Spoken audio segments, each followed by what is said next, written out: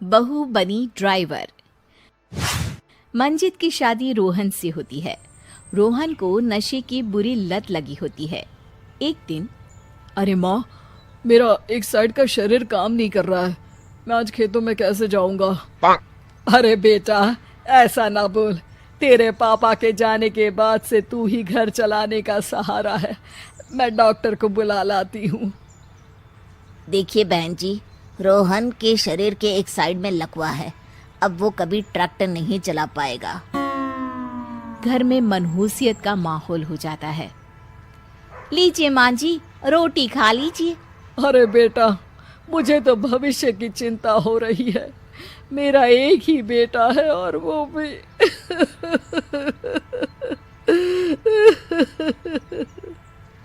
माँ जी, आप चिंता न करें। जब तक ये बीमार है मैं खेत जाकर काम कर लिया करूँगी। वैसे भी नशे के कारण इनका शरीर काफी कमजोर हो गया है। अगले दिन मंजीत खेत में जाकर काम कर शाम को घर लौटती है। ये ले बेटा, पानी पी ले। कैसा रहा काम का पहला दिन? माँ जी, काम तो ठीक है, लेकिन मैं अगर ट्रैक्टर चलाना सीख लूँ ना तो काम और भी आसान हो जाएगा। अरे बेटा, दुनिया क्या कहेगी कि औरत होकर ट्रैक्टर चला रही है।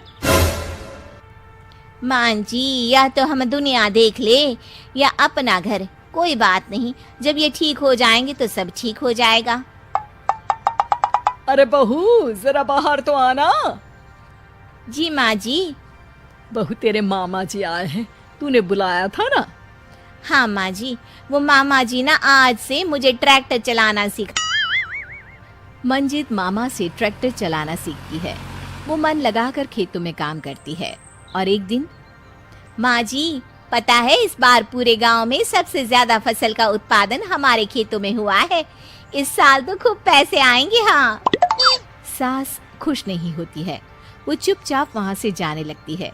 तभी मंजित उसे रोक लेती है। क्या हुआ माँ जी, आपको खुशी नहीं हुई?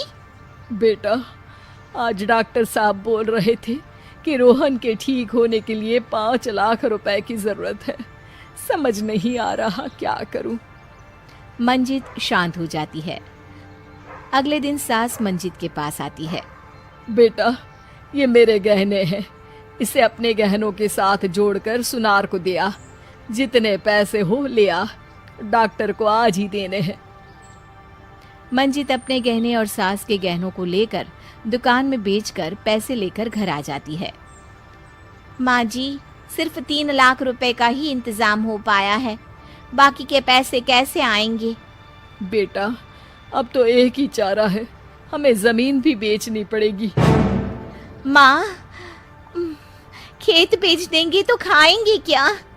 अरे बेटा, कोई दूसरा चारा भी तो नहीं है। रोहन ठीक हो जाए तो वो मेहनत करके इससे भी बड़ी जमीन ले लेगा।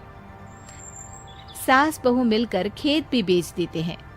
अब पूरे पैसे लेकर सास डॉक्टर के पास जाती है। डॉक्टर साहब, ये लीजिए सारे पैसे।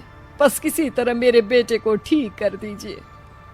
आपका बेटा ठीक तो हो जाएगा, लेकिन 6 महीने का समय लगेगा।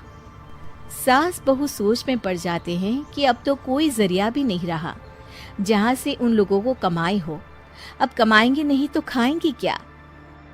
माँ जी, मेरे माता पिता ने लड़की होने के कारण मुझे ज्यादा पढ़ाया लिखाया नहीं, लेकिन ट्रैक्टर चलाना सीखकर मैं कुछ काम करने के लायक तो हो ही गई हूँ। अरे बेटा, ट्रैक्टर अब कहाँ चलाएगी? खेत तो बिक गए हैं। माँ जी, मैं किसी और के खेतों में दिहाड़ी में काम कर लूंगी। कुछ तो पैसे आएंगे ही ना। ये कहकर मंजित काम करना शुरू कर देती है। जैसे तैसे उन पैसों से गुजारा चल ही रहा था। माँ जी, पास के अस्पताल से मुझे नौकरी के लिए ऑफर आया है। पैसे भी ये 4 गुना ज्यादा मिलेंगे और अब खाने पीने दवाई के साथ हम कुछ पैसे भविष्य के लिए भी जोड़ पाएंगे। लेकिन काम क्या है बहू? माँ जी, मुझे अस्पताल की एम्बुलेंस चलानी है। अरे, तू तो मेरी बहू नहीं, बेटा है। बेटा, जरूर जा बेटा।